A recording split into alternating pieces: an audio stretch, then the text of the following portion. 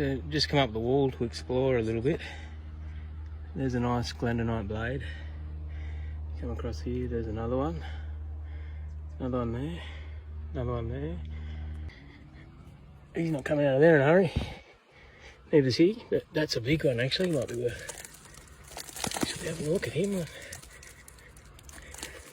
What's that shape? I do have a screwdriver. That might help a little bit. I did say might.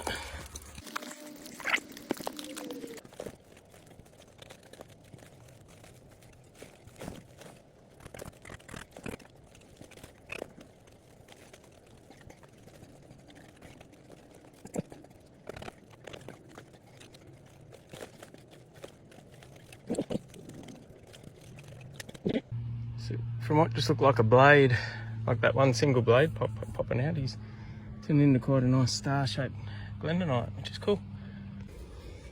I can't get that bloody camera to sit anywhere, but he's kind of free. Oh, look at that. What a beauty. Clean up, that arc should disappear. Absolute cracker. Love it. What a beauty. Big palmer. Took a little bit of hard work because I didn't have any proper digging tools, just a screwdriver, but anyway, I got him. Beautiful Glendonite.